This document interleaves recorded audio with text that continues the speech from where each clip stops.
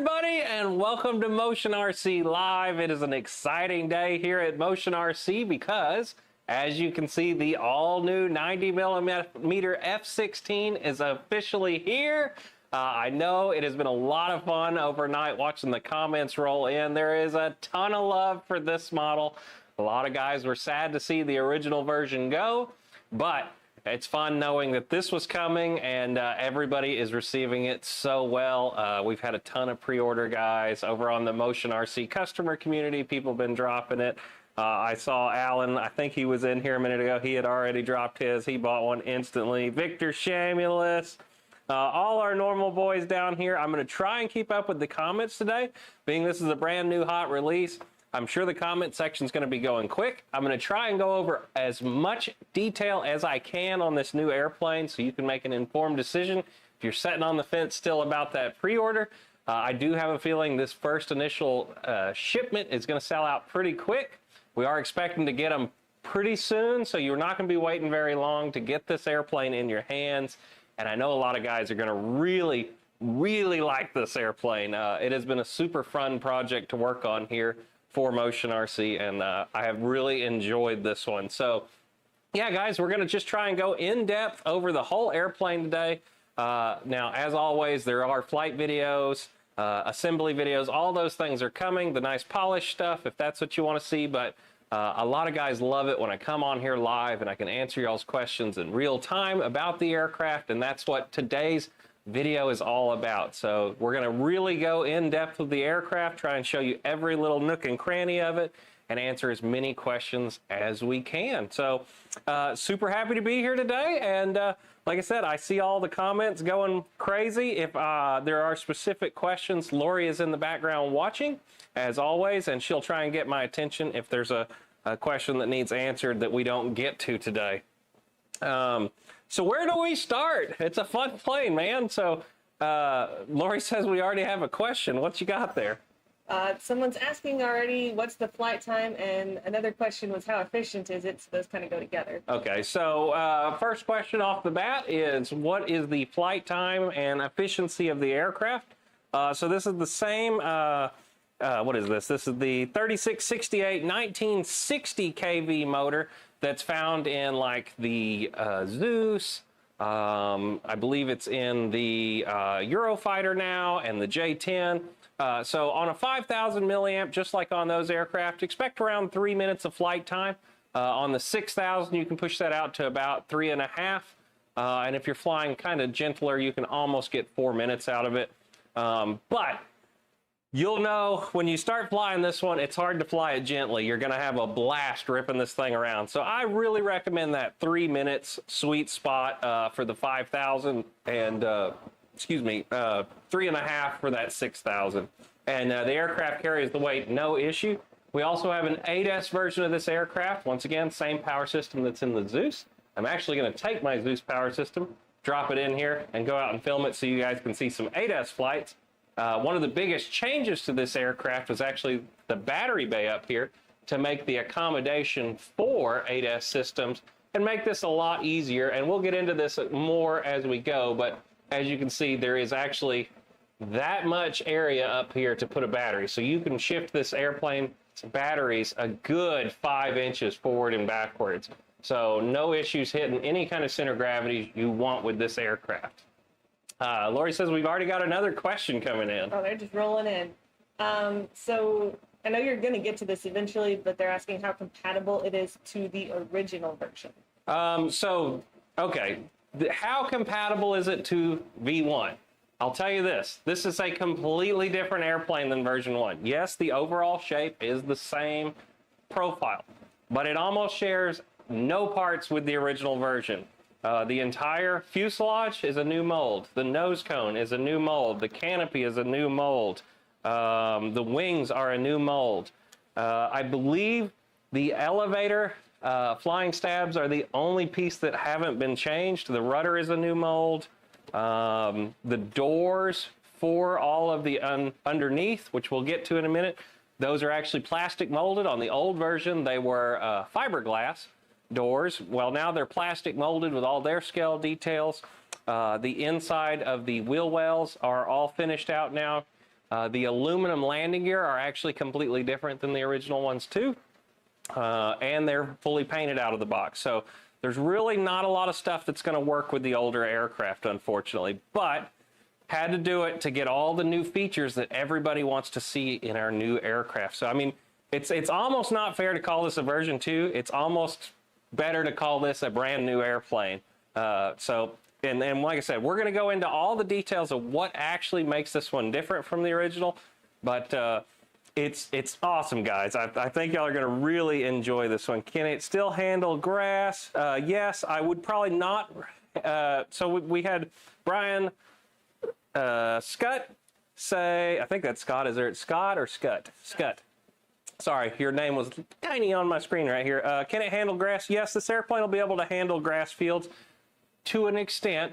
I wouldn't say you need to fly this out of a super rough cow pasture or anything, but if you have a nice manicured runway, it's going to fly off of the grass fine. I don't recommend doing it with the ordnance. The ordnance do put quite a bit of drag on this aircraft, so I would say ordnance flights need to be off of pavements. But if you want to fly it clean, yeah, it should be able to get off of the grass, no problem. The landing gear are very, very robust on this. But it needs to be freshly mowed, and it needs to be a smoother runway, not a lot of bumps in it. Okay, well, let's start getting into the aircraft. Save your questions for a little bit, guys, and if I don't answer your question as we go on, then we'll jump back to them and answer some of those. So let's actually start getting into the features of this aircraft. Yeah, we'll do a Q&A at the end of this. We'll make sure everybody's questions are answered and our best. But like I said, I might answer a lot of them as we just go over the aircraft as we start going. So let's start talking a little bit about the assembly and what's different from the original aircraft, because that'll kind of show you some of this. So we'll start with the tail section of the aircraft. I'm going to have Lori pop a little section up from the build on the screen of this. But what you'll see is you get these little white caps that are like the B-25. You put those in the end of those carbon spars, and then the aft section of the aircraft is actually going to press onto the aircraft. Now what I did is took a little drop of CA and put it on those little white clips to keep them from popping out, and then you just snap the back section of the aircraft on, and then you're going to use two 2mm screws, as you can see on the screen right now, to go in from the top and the bottom to secure it. The nice thing is, if you were to damage the aft section of your aircraft now, you can just pop it off, get a new aft section, and screw that on. So that was a change in the mold from the original design. That piece used to glue on. Whoops. And we're back. Sorry about that. Lori had the wrong transition on that one. We got it fixed, though. It won't happen again. It happens. The other cool thing that you might not be able to see in that shot, and maybe I can turn the airplane so we can look at it here from the top view. Yeah, if you want to switch us over here. So where that actually clips in is right here. And you can see it's actually all plastic cladded along that. So you're not going to have to worry about damaging it in here where those two joints are. Sometimes anytime you have two mating surfaces like this that are screwed together, they can get kind of dented up and banged up. Well, that's all plastic on here now. So you won't have to worry about that right there. And I guess while we're back here on the aft section of the airplane, the next section you would be putting together is the air brakes. Now I have them open right now. I can actually close them. I don't know how well y'all are seeing that. Might need to flip it to the front here in a second, but we could pop that up on the screen for a second. I believe she's got that part where we were actually assembling this. Chapow.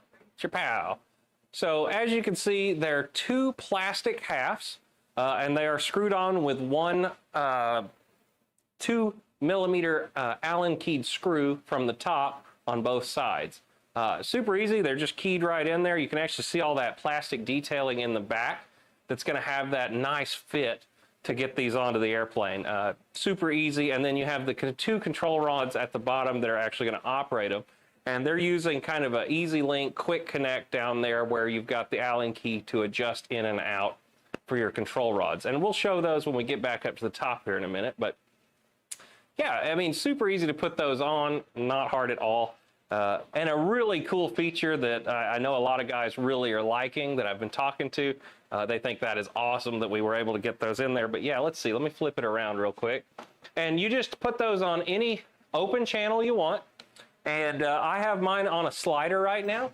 So you have infinite adjustability. As you can see, I'm opening them right there. And or you could do a 3-position switch, so you'd have closed, mid position, and then fully open.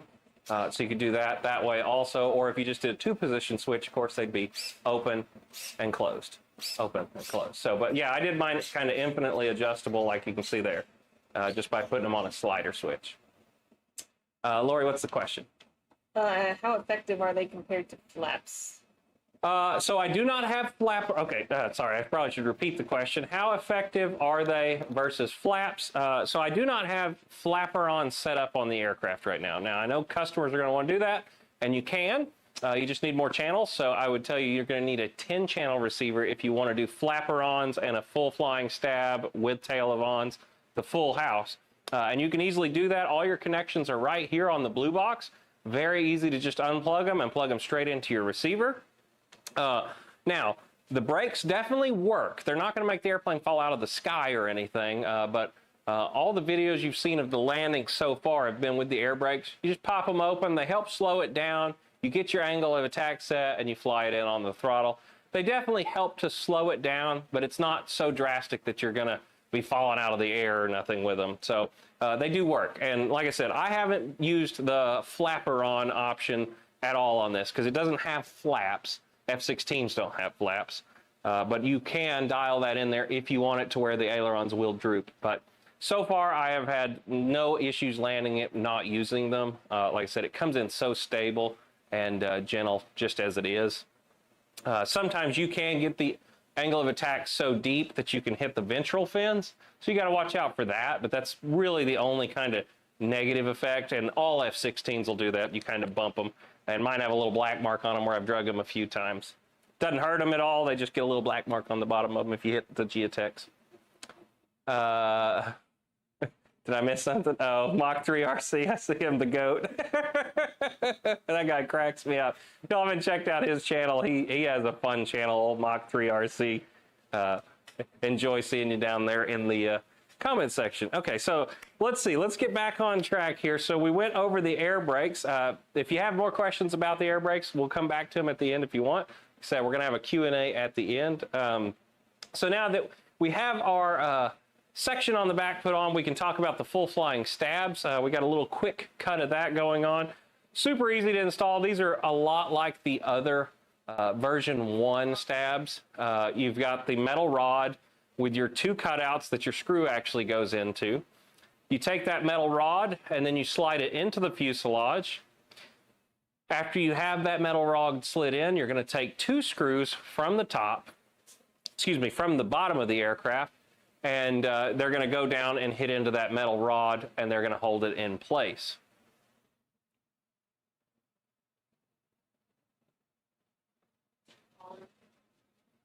And then the next part is going to be the collar. So you slide the vertical stabilizer on, horizontal stabilizers, and then you're going to slide that onto the bar itself and tighten up that Allen key. Super easy. Now, as far as the actual linkages go, I go over this in the product video. I always wait until I get the aircraft with a receiver in it and powered up before I put the linkages on, which I highly recommend you do also. Actually, on this airplane, it might be easier if you just first, right out of the box, go on and put your receiver in it and get ready to power the aircraft on once you have that tail section put together.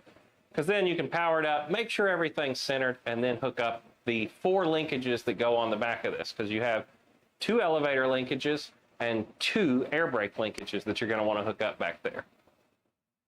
What's our question from the audience? So on the metal rods in the elevator, do you recommend making a flat spot, or is there already one made from the factory? I did not make a flat spot, so the question is, do you recommend making a flat spot on the elevator parts? No, you really don't need to.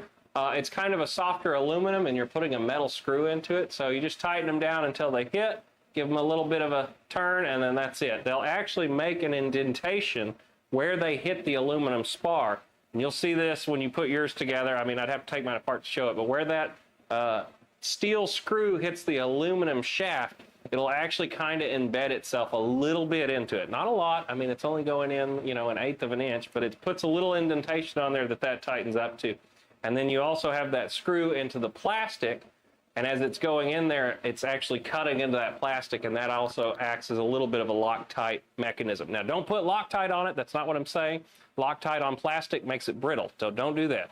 What I'm telling you is as that screw cuts through the plastic for its first cut, that actually puts that extra material around it and keeps that from coming out. So anyway, it's a super, super reliable design, and it's been working great. Trying to think what else. 4 linkages on the bottom. Let me see if I can turn it over and hold it up real quick so y'all can actually see those linkages. There you go. Top shot. So there we go. There's the actual linkages and your servos back there. So you have 4 servos total in the tail.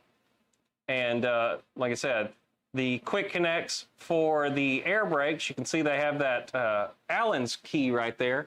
So you can actually make those adjustments. And I'm going to see if I can finagle my way over to my radio for a second so I can actually move some of this stuff. Well, yeah. So there's the air brakes. You can see the 2 servos that drive the air brakes. And then you have your 2 elevator halves. Now, I do have mine set up as elevon. So if we go like this, you can also see I can move them opposite of each other. And that's super easy to do, guys. I can kind of go over that here in a minute. But yeah, there's a good shot of all of that working. All right, back to the front. Booyah! Now, let's go on to our next step of the assembly process when you get this aircraft, be installing the rudder. I believe we have that, don't we? Yep, cool. So what you're going to see is the rudder comes with the 3 servo leads coming out of the bottom. You have the 3 colored one, that's going to be the actual servo. Then you have the 2 that are red and black. Those are your 2 LEDs. They are labeled strobe and flash, and there is a green little multifunction control board right there on the top of the back of the fuselage that you actually plug all of that into. Super clean, as you can see. And a really nice thing, no having to go any kind of wires and run them from the front to the back. It's all right there for you. And then you just drop the rudder vertical stabilizer down onto the fuselage, and you're going to add those 4 screws in there that are going to actually affix it to your model. Super easy on this again. If you need to take it apart and change out the rudder from any kind of damage, it's 4 screws, pop the wires off, put your new rudder on, and you're back in business. So very nice to see all these components are easily replaceable, pull off, change them out. But yeah, that's the rudder. The only thing we didn't cover in that is you do have a antenna up here at the top, and you have another antenna here. I believe this is an EDF, but the little shark fin looking antenna right here on the top of the vertical stabilizer also that you do put in. I glued these. No, you know what? Yeah, I did glue this one. This one I didn't? Yeah, this one I did. So some of them they can friction fit in, like this little guy up here in the tail. It's just into a plastic receiving point. You kind of turn it and get it stuck in. I did glue the ADF antenna on and some of the other antennas. Okay. Another question from the audience? Less of a question, more of a statement that kind of is relevant, is the new boards on the tails, instead of having snake wires, is so much better. Oh, yeah. Okay. So somebody's saying that the boards are a great idea. Yeah. So I believe Eurofighter had this. B-25 definitely had this on the tail. And I believe the J-10 also has that. But yeah, the board's back here in the back, so now you can just plug everything in.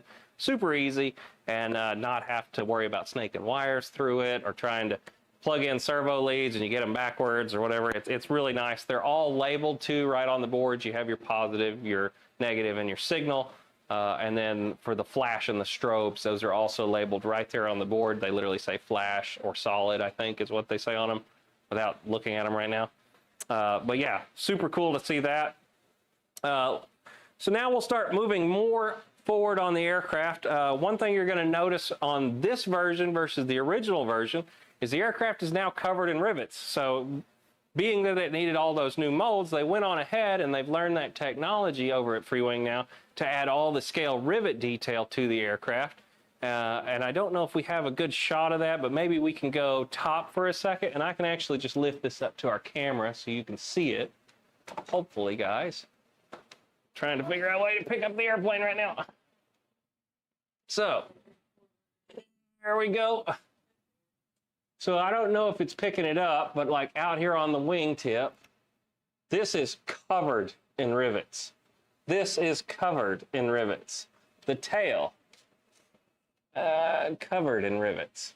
So that was all added to the mold when the new change happened. And as you can see, all the inspection hatches, everything on these wings is actually got all the correct details on them now. It's hard to show you this without actually being in person. When you go to look at the flight video of this aircraft, you're going to actually see I show a version 1 aircraft version versus version 2. I almost had to sneeze right then. And you'll actually really see those rivet details up close. And what we might do, you can come back. What we might do is after kind of a few minutes here, we might get Lori to get on the other camera and kind of zoom in and show you some overview of it. Now on the back section of the fuselage, let me see here, get the top in the right spot here. You can actually see they've also added cheater holes to the top. Now, if you had the Eurofighter or J-10, any of our newer aircrafts, we've been using these spring-loaded cheater holes. Cool thing on these is they actually have all the panel lines continued through the actual cheater vents. And you've got one here and one here. And so as the throttle is increased, these actually open up just like that to let that air in here from the top. Pretty cool little sneaky thing that they are doing on all these planes now that I really like. It is a very clean setup and adds a lot to the aircraft. As we go forward a little bit further, another huge change from the V1. V1, you had to screw on your wings. Now, let me pop this bomb off for a second here. Drop tank. Everybody gets mad at me on calling it the wrong thing. Now to take the wings off, it's as simple as hitting the 2 buttons and releasing the wing. So you can have the wings on and off just like that. Super fast to get this aircraft put together at the field. You have one connector now that is right into a multi-function board. Let's get a top for just a second so I can show them that board. So there you go. There is the actual wing connect. And what you'll also notice here on the bottom is our 2 spring-loaded mechanisms. Customers that have the B25 will recognize this wing connector or the Cougar. Both use this same setup. So you've got the spring-loaded hatches. This is all plastic now, so you're not going to have to worry about tearing any of this up. All plastic through here. All plastic through here where it actually mounts. So these 2 points are not going to get damaged while you're putting your airplanes together. And then you have your 2 carbon spars that are slid in it. I will tell you, customers that are getting this aircraft, when you order it, these are going to be in the box.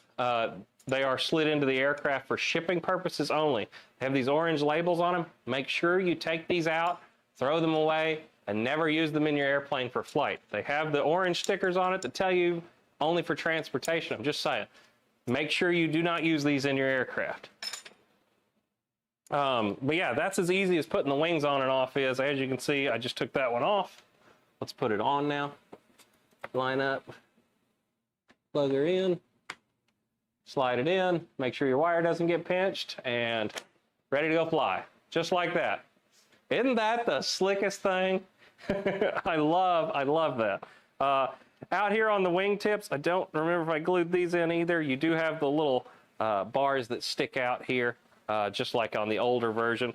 They were wood on one of the other ones. Now they're hard plastic, so shouldn't tear these up.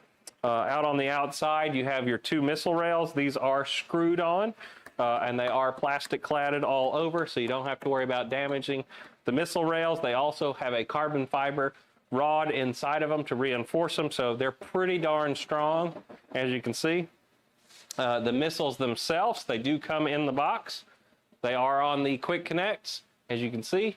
The missiles also have a carbon bar inside of them to keep any flex out of them. I don't want to pull them too much here, but as you can see, that's a lot of force to move them that much. I don't want to move them anymore. I might break them. But these are not going to be flexing in flight either, is the nice thing. Once again, they just snap on. The other cool thing, so the drop tanks have our new larger connection points on the wings. So no more is there the magnets that these could come pop off with. You now have those larger connection points on the bottom of the wing.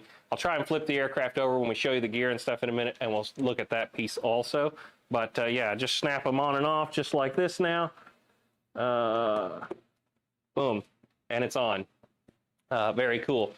Moving forward again on the model, the other cool thing, I know everybody wanted to see in this one, the leading edge extensions are now all hard plastic, as you can hear as I hit this.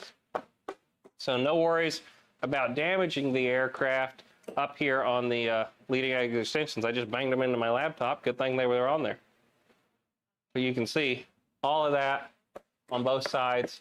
It's now hard plastic. So, you know, if you were doing this with the version 1, you'd be crying because there'd be dents all in it. Not here. No worries about making dents on all of that. You also have the canopy now where it has plastic all the way around it. So let me grab a screwdriver so I can kind of show this a little better. You also have, instead of a magnetic hatch, you now have a spring-loaded battery hatch. So you can pop the battery right off. And now you can also see this is all plastic throughout this.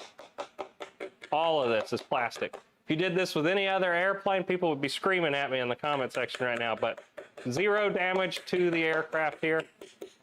You can hear it's all plastic through here. So not going to damage that. Same thing, plastic all through here. It does turn to foam right about here on the canopy, but this is all plastic throughout here. But that makes it to where you don't damage all around there while you're working on your aircraft. All right, Lori says we have another comment. Do the leading edge slats droop and move? No, the leading edge extensions do not move, and the leading edge of the wing on the real airplane here would actually droop, but no, they do not droop on this one. It adds too much weight to the aircraft. There's as many scale details as we can put in this aircraft without making it so heavy that it's a pig. So that's the other problem of it. You know, if we get them too heavy, they don't fly good. So this has all the features you can get in it to still make it fly great. But no, they do not droop. Right here, we're going to talk about the canopy for just a second. As you can tell, for anybody that's had original one, it's still smoked, but it's a lot lighter smoked paint job on top of the canopy. So you can actually see the pilot and everything inside. You can also see that the heads-up display is actually lit up on this aircraft. So just like Eurofighter, J-10, I think Eurofighter has that. No, Eurofighter doesn't have it. J-10's got it. I think there's another plane. Anyway, it's got the 2 pins right here that actually provide power to the canopy. So you can see as I take it off, there's no wires actually on the canopy. They're all embedded inside of it, going up to these little plates right here. And those plates hit these 2 power poles.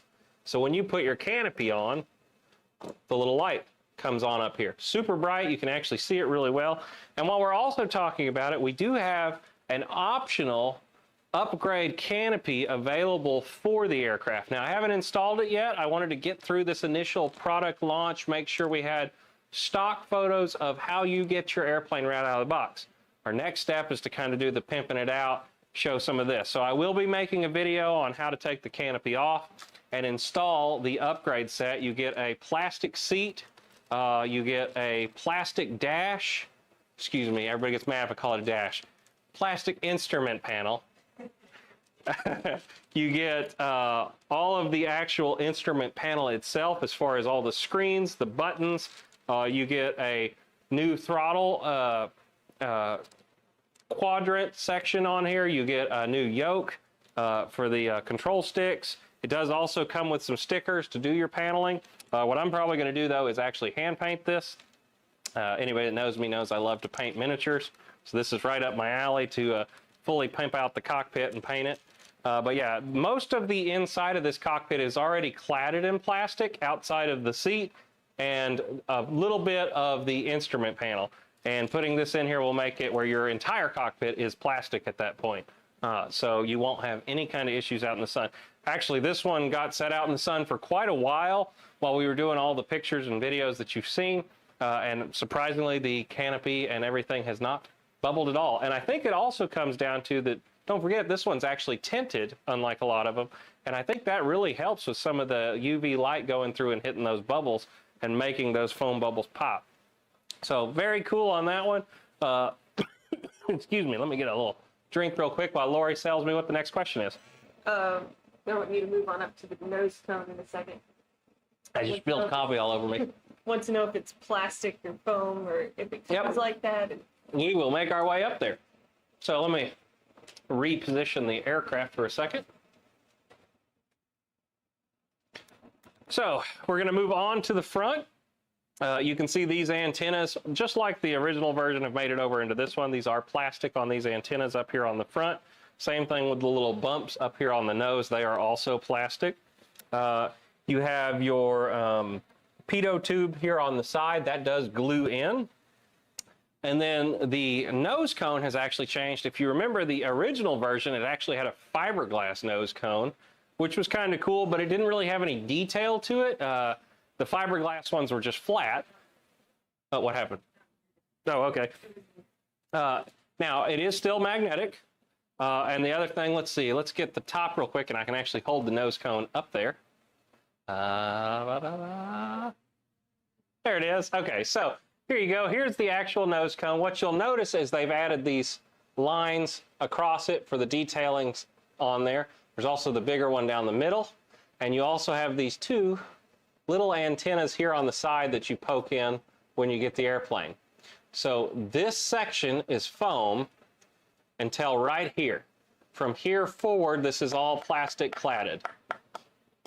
And the pitot tube on the end is removable. As you can see, it just pops out and has that keyed in section. Like I said, this is all plastic from here forward. So no worries about damage on that. If you do damage your nose cone for any reason on a landing, like I said, it's just keyed in with magnets, so super easy to change that out. And I've been flying with the pitot tube. If you're on grass, I definitely recommend not flying with the pitot tube. F-16s are known to kind of tip over out there. And the first thing that goes into the ground is that and breaks off. So probably just pull that off for any kind of grass ops flights. But as you can see, we just take that and boom, clicks it back on. Make sure my radio doesn't turn off while we're sitting here since it's all plugged in. All right, I think we've covered everything up to the front half of the aircraft now. I may go on and flip it over into a stand here in just a second and see about showing you some of the bottom section of the aircraft. So I'm going to grab my Ernst stand. If you're interested in these stands, we do have them available here at motionrc.com. They're the ones that I love, and I've been using them for years and years and years. I highly recommend an Ernst stand. We have the mega stands and the standards.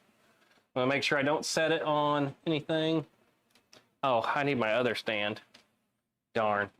Well, it's hitting the rudder a little bit. We'll just be careful not to tear it up. The Ernst mega stand is the one I usually use, but the B-24 is setting in it right now. So if you're gonna get the F-16 and want to turn it over without it hitting the table, you need the Ernst mega stand, and the plane fits in there perfectly. You could also use our Benchcraft stand, but unfortunately that one's out there in the garage under another airplane. So I use my stands everywhere. They are one of the best tools you will ever get, is a good airplane stand. So let's see. I guess I can do that. James, you're too much sense, you know? Here we go. So let me see if I can figure out how to get the landing gear in the shot, and we can go into some of the landing gear details. On the top. Nope, I need it the other way around. Okay, hang on. All right, here we go, Lori. Can you give us the top now, and we'll start going into the actual landing gear. There you go, guys. I know everybody's been to see this part. So as you can tell, if you've had an original version, you don't see wires everywhere and no tape everywhere in this. All of the servo leads and everything have actually been embedded into the foam down in there. You do still have the actual retract right here and right here to where you can pull them out and change them, because the connections are actually right there for the retract and the landing gear door servo. If you ever need to replace these, they actually have the connection right here. Let me see if I can grab something and actually pick it up for you, just to show you this. there is your servo lead. Can y'all see that? Yep. So if you need to actually get in here and make a repair, it's super easy to just unplug that, pop the new one in, plug it in right there without having to go inside the aircraft anywhere. The other thing you're going to see while I've got this here on my hand, right here on top, this is a magnet, and this is a magnet on this side, and there's a magnet on each door. You can see I actually kind of stick to them, and I pushed that one kind of weird. There's a magnet on both sides, though, so that when these close, they actually seal up and don't blow open from the wind. This piece here in the middle is screwed on. If you ever break one of these, this is a piece you can just unscrew and put a new one in. And the other thing you're going to notice while we're down here is the landing gear is all painted white now. Right out of the box, you don't have to paint your gear. They're going to come painted for you. And then this section in here has all been reinforced with extra plastic in certain spots, beefed it up. The actual mount here, all beefed up. As you can see, I think this is actually metal now. It is. So that's all aluminum. So let's hit the gear once and let's actually see them go up and down.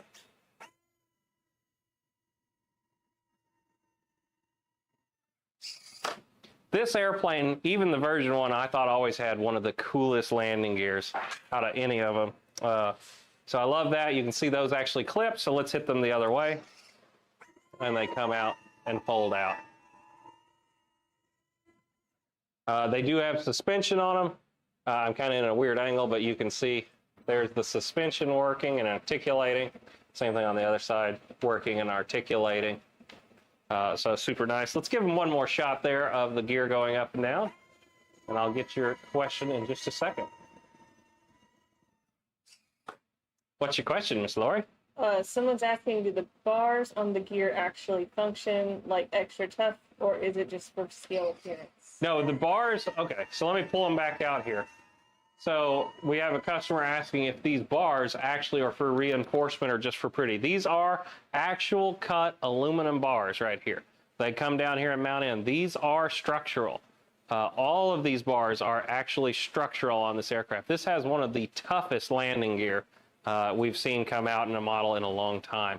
But yeah, this is all actually structural. Now, these are completely different from the version 1. If you hold them up, they're drilled differently to make them stronger. They're a little bit thicker in certain spots. I've actually put the two right beside each other and really looked over them. So they did definitely reinforce that. Now, let me see if I can flip it around and we'll take a look at the nose gear bay also while we're here.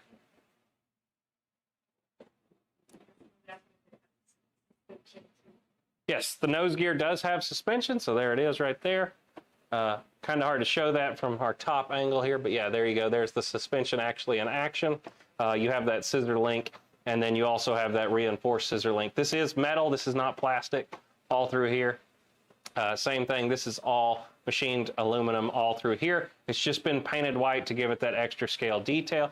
The other thing you're going to see, like I said, is these doors. Kind of hard to show this. Let me see if I can pick it up for a second. If you remember the original version, those doors were fiberglass. What you can see is they're actually molded with all the details right into those doors now. Same thing up here in this. It's a very clean setup in all of these bays. All the doors have that molding to them. Very cool. So let's get the gear and the nose going up and down now. Get that in the right spot. Same thing. Magnet right here. Magnet right here. So when it's closed, the wind won't blow them open.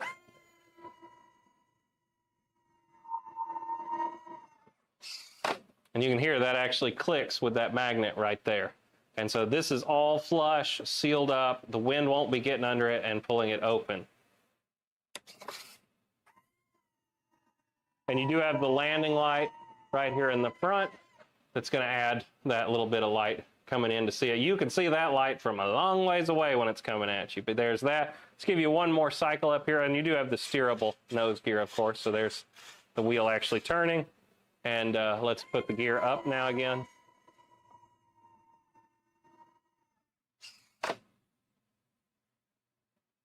Very slick. Now, I'm going to go in and leave the gear shut for a second while I show you this other stuff, because that's going to keep that kind of clean underneath. Let's see here. So there we go. So we were talking about, oh, it's the other one. We were talking about the ordnance package earlier. So what you can see here is our drop tank. Now, like I said, this one used to be magnetic on the version 1. Now you have these larger attachment points here on the rails, and these are built right into the drop tank too. So that's going to make a very secure bond there. And the other thing, while we have it upside down, now you can actually see those wing attachment points. Like I said, you just pick this up, pull that, and those come right off just like that. To release them, to put them back on, you just simply push and they clip in. Just make sure they both snap to their outside position once they're snapped in. Same thing as on the top. The rivet detail has been carried over. Not sure if you can see it right now because I'm kind of in a weird angle, but you also have your other 2 attachment points here. So you have your outer missile points on both sides that are going to be available right there. And then you have this little piece here that just keys in. That's a plastic piece. I don't know if I can get it out. It's pretty tight when you put it in, which is a good thing. You also have ball link clevises. These do come pre-installed on the wings. You don't have to put any of this on yourself. So ball link clevises with the little clip that holds them to the actual servos. Your servos themselves are in a pocket with a plastic top. So you just take these 2 screws out and you can remove the servos right out of the wing. Super easy to change those out if you ever need to change a servo for some reason. Well, we also have it upside down. Here's your CG mark for your box stock CG. Aircraft flies really nicely on this, penetrates the wind well and lands really easy. But I know a lot of customers are going to shift back from that. I've actually been flying about 5 millimeters behind that with a gyro, and it really flies good as far as doing all the alpha maneuvers. But if you want just kind of more penetration, loops, rolls, that kind of stuff, box stock CG is great, and I highly recommend you run off of the CG on the wing for your first couple flights while you get used to the aircraft. Oh, sorry. So 2 things. First, James says he wants one loaded up, drive it up to him. Right? And then they're asking how much drag you're putting all the ordnance. So let me put the gear back out real quick, guys, and we'll answer those questions. I'm going to get the airplane flipped back over and set on the table. And I didn't even think about it. I should have grabbed the other missiles that are somewhere around here. Ugh. Let me get the airplane flipped over here on the table. So, we had a question about how much extra drag is it when you have all the ordnance on the aircraft? A lot. Now, I like to fly it drop tanks and outer missiles, or missiles only on the outside. That's kind of my preferred way to fly it. Fully loaded, the airplane is heavy with it. I mean, just think, that's a lot of stuff hanging off of there. It will fly. It'll fly just fine. I do tell you to shorten your flight time to probably about 2.5 minutes if you're flying with all the ordnance on, because you're going to be flying in the throttle a lot more. That's a lot of drag hanging off the bottom of the aircraft. So, like I said, I don't recommend for your first couple flights even thinking about putting any of the ordnance on the airplane. It flies spectacularly with the ordnance off. And until you get used to the model, leave it off. Now, as you fly a little bit, okay, I'm getting used to the airplane. I really like it. I want to fly with some ordnance. Put the drop tanks on. Go fly it and feel it with the drop tanks. Then I still like it. Put the missiles on the outside rail. Still like it. Add another pod on. And, you know, just kind of work your way up to flying it with the full ordnance. It can be a little tricky compared to flying it clean. Also, make sure you're checking your CG very diligently as you start to add the stuff onto the wings. The CG will shift aft as you add more and more of the ordnance on. And you may need to shift your battery forward to continue flying the same way you were flying the flight before.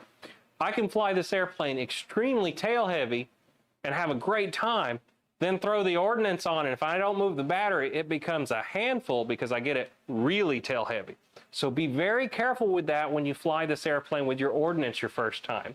CG, CG, CG. And I also recommend go for the wing CG mark every time you fly with the ordnance. You're not going to be doing high alpha flying with all the ordnance hanging off of it. Go for that more forward center of gravity with all the ordnance on it. It's going to really help the airplane kind of penetrate and get the speed you're going to need to fly it with all of that stuff on there with that more forward CG. So hopefully that answers all your questions about the ordnance.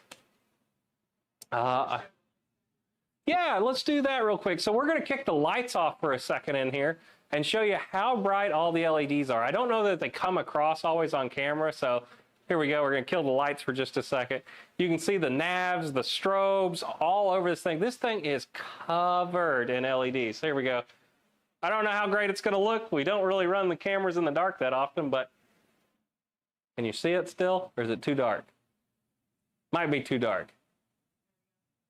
A little bit of extra there, but yeah, there's the lighting package actually. You can see all the lights all over this airplane though.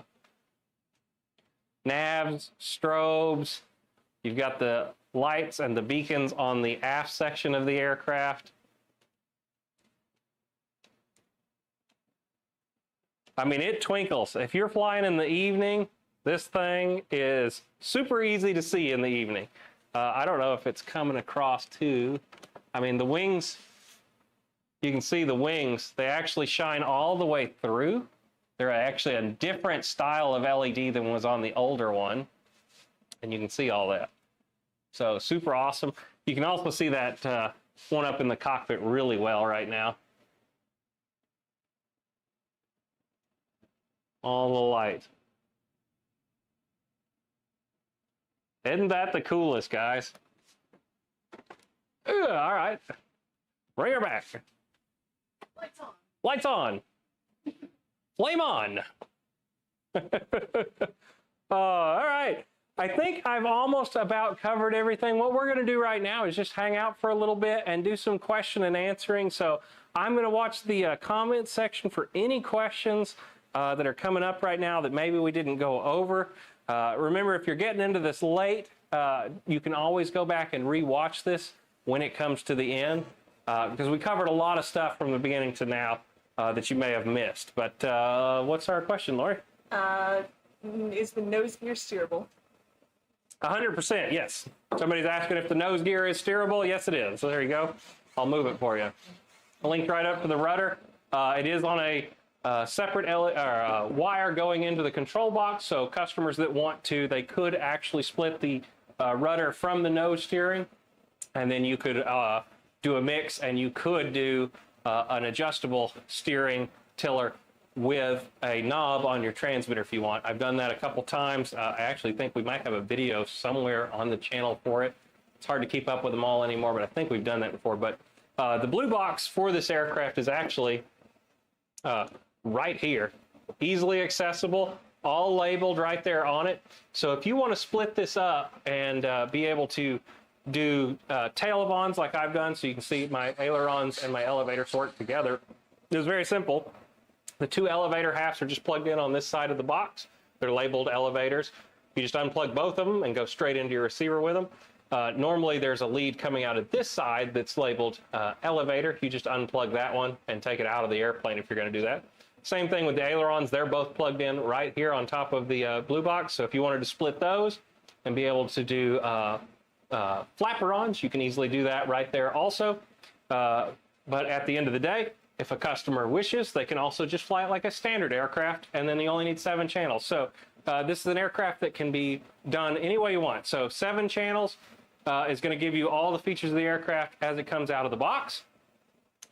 Reverse thrust, the air brakes, ailerons, elevator, rudder, throttle. I'm missing one.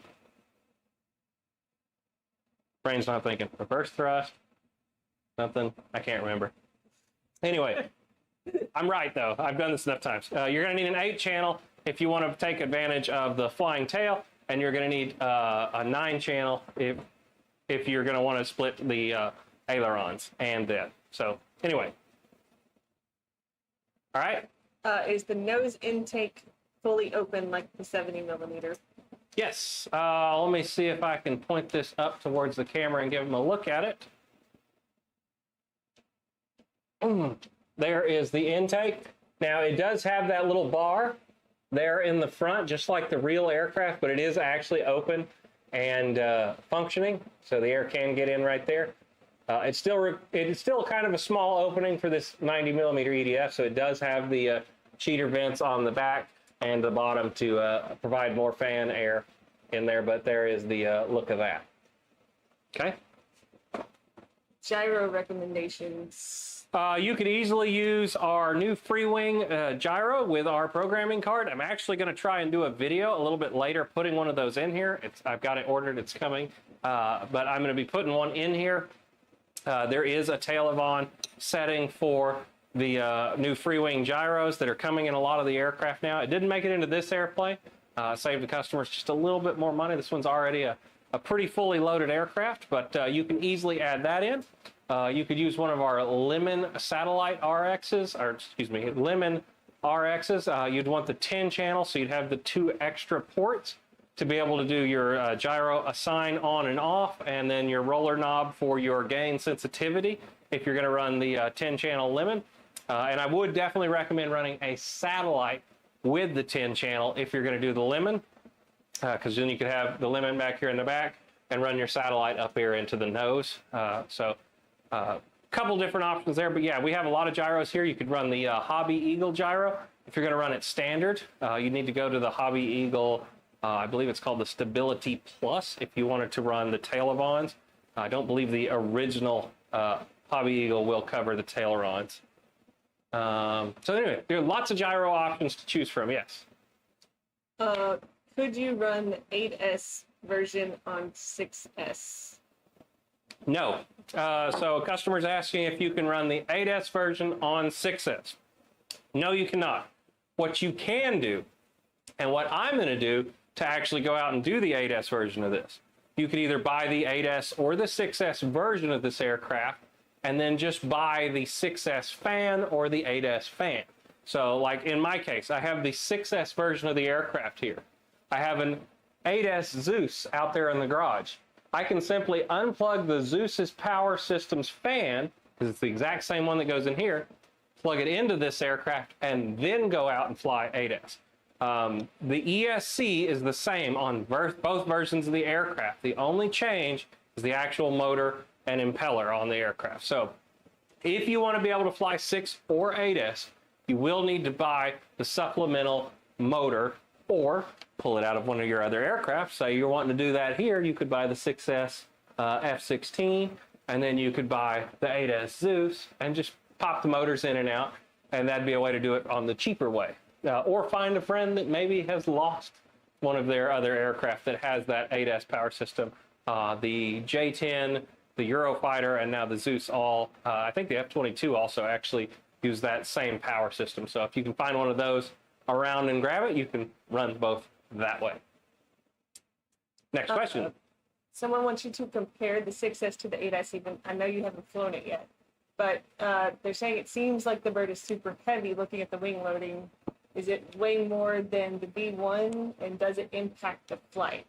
So this one is a touch heavier than the version 1, but you can't tell. I'm telling you right now, with all the improvements to this aircraft, me and my friend Jerry actually flew a version 1 versus a version 2. I was flying at half power, and he was at full throttle and couldn't keep up with me. So I can tell you that all of and that's one thing I didn't actually go over, is the internals of this aircraft have actually been redesigned too, with that new mold change, to get better efficiency and better airflow through the fuselage to the fan. I'm telling you, the thrust difference between the original and this one is huge.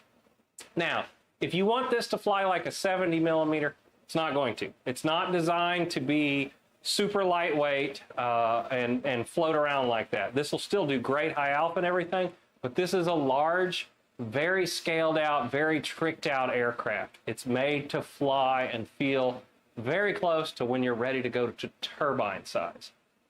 This is about as similar as you're going to get without actually jumping into a turbine as far as the feel of it.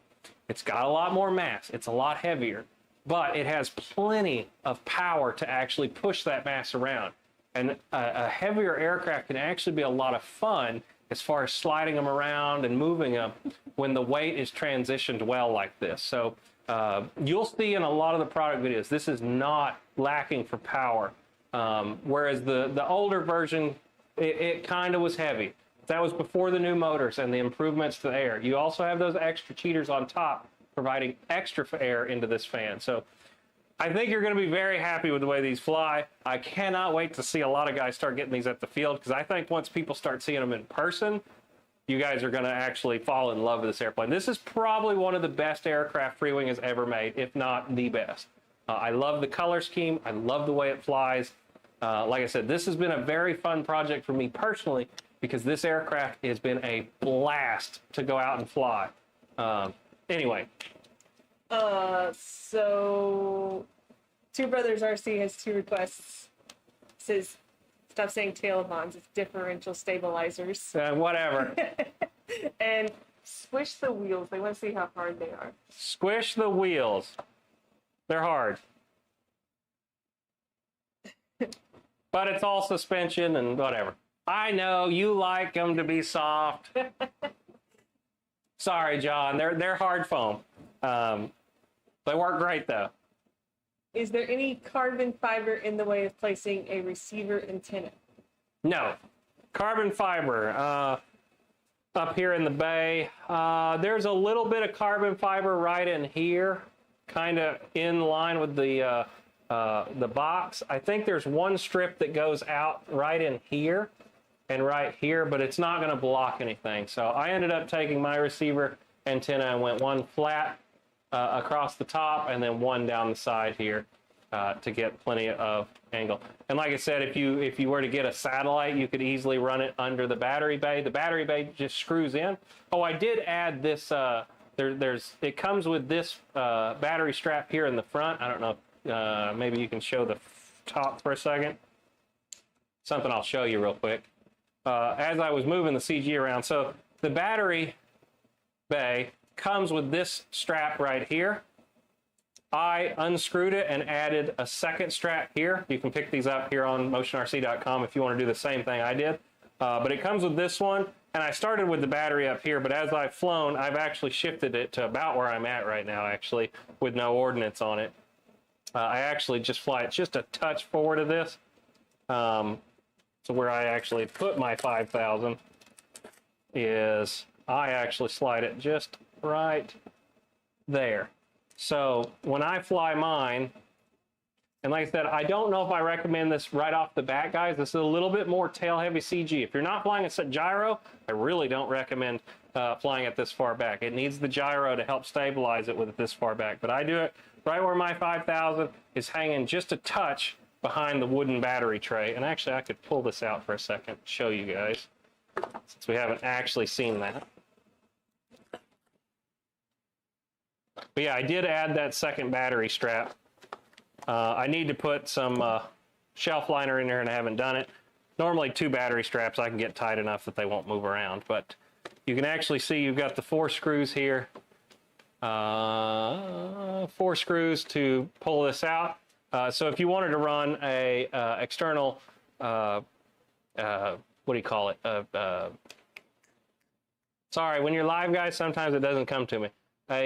Additional satellite receiver, there we go. You could easily go underneath that battery bay and get it up here in the nose, because this is all hollow up in here. So you could easily put an RX up inside of here and get one in front of the battery and one behind the battery then. So I'm going to leave the aircraft unplugged since we're coming up here on the end. Okay, I can do it. That's fine. We can show the air brakes one more time. I know it's cool. Hang on here. Let me plug it back in.